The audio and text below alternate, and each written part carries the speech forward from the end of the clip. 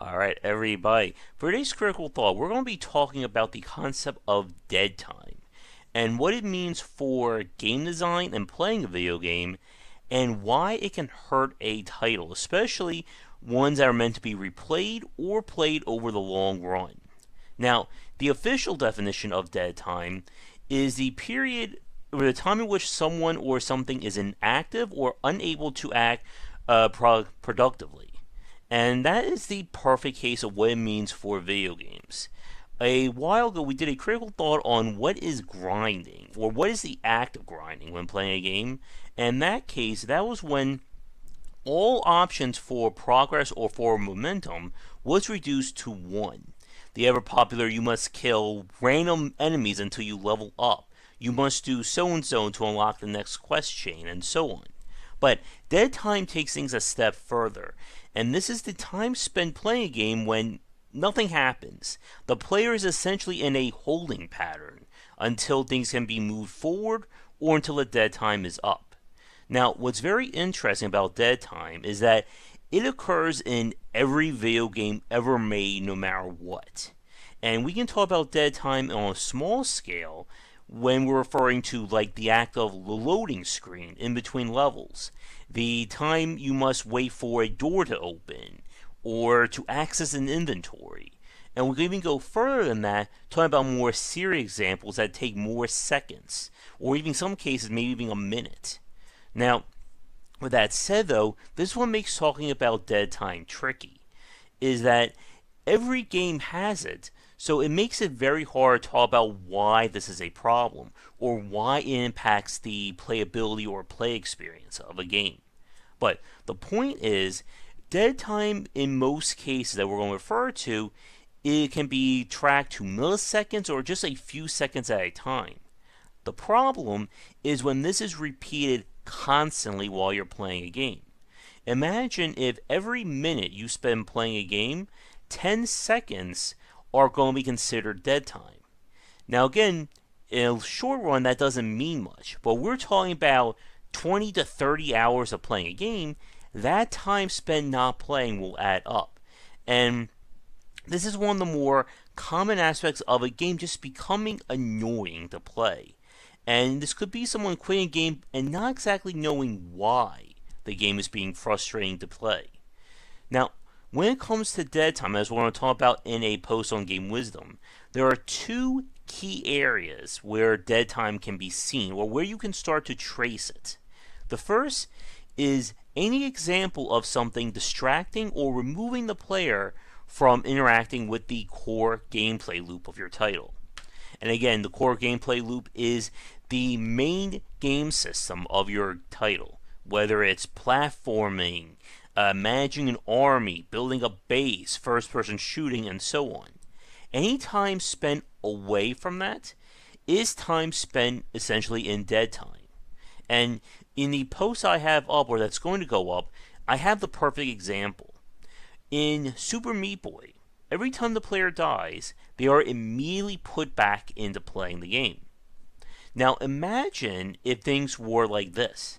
Every time Meat Boy died, you had to wait 3 seconds for like a little animation to play or a little musical theme, something like that that stops you.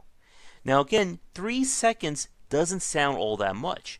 But remember, when you're playing Super Meat Boy, you can be dying 15 to 20 or even more times per level. So those 3 seconds add up. And it was very wise for developers to put or essentially front load any kind of loading when you start the level, and then just have instantaneous restarts. As a point of contrast, in the original Super Mario Bros., every time Mario died, it took 3 seconds for that, a little musical theme to play, and then additional 4 seconds for the game to allow the player to get back in control. So each death in Super Mario Bros. Cost the player 7 seconds. Now again, Super Mario Bros. Is paced differently than Super Meat Boy, so it's not looked at as being as punishing. But again, if you were to play Super Meat Boy with 7 seconds of delay after each death, probably most people will get fed up with it. Now, we can talk about other examples as well. such as being forced to look at inventory screens or having to do something else before they start playing again. This is why many multiplayer-based titles over the last decade have tried to trim the fat as much as possible in terms of, I hit a button, I immediately start looking for a new match. There's no, or while you can do like advanced server features, most people are just going to hit quick match or quick play, get back into the game, and repeat as often as they want. Again, one of the major points of avoiding dead time when it comes to your core gameplay loop is see what is distracting you from it and try to minimize that as much as possible. Because ultimately, the big point about dead time in a video game is that when it gets removed, it does not impact the playability or what someone's doing in it. And again, the more you can trim this, it's going to lead to a better experience. Speaking of which, the second area where you can find dead time in a game is anything that has to do with quality of life or accessibility options in your game. As we've said before, quality of life features improve the playability of your title without changing the gameplay. And we can start naming many minor examples that can add up to big things, such as auto sort in an ARPG, being able to quickly look at information on your character and know what's going on. Again, anything that makes your game easier to play will remove dead time. One of my favorite or infamous examples of this is the loot overload that we see in a lot of ARPGs, where in like 2 to 3 minutes of time, you're just going to become overloaded with items, and then you gotta spend 2 to 3 minutes going through them and figuring out, okay, is this better than what I have on? What about this? Do I want more freezing damage or do I want more ice damage? And being able to make that information as clear as possible can help to cut down on that.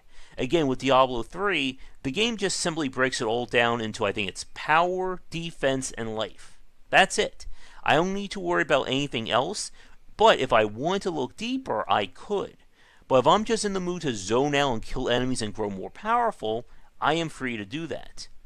Now, when it comes to fighting dead time like this, again, it's something that occurs in seconds at a time, which means it can be very hard for a designer to point out.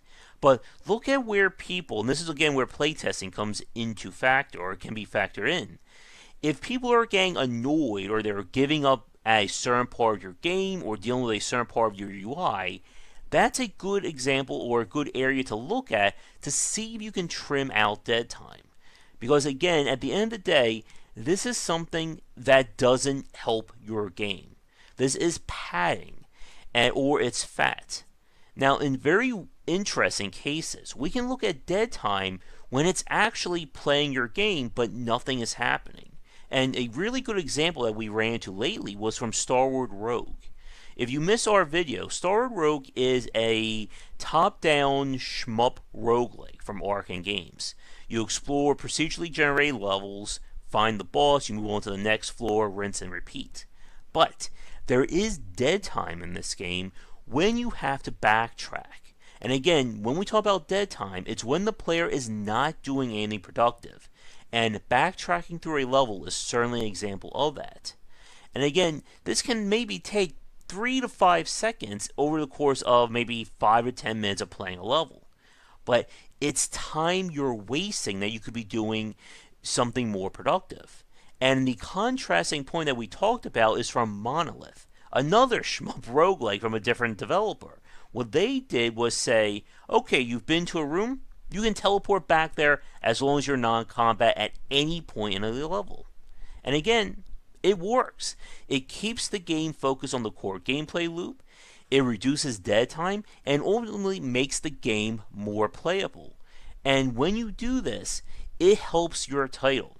Now, as we've talked about before when it comes to UI design, dead time is one of those concepts that people aren't going to praise you for removing it, but they will complain if it's in your game.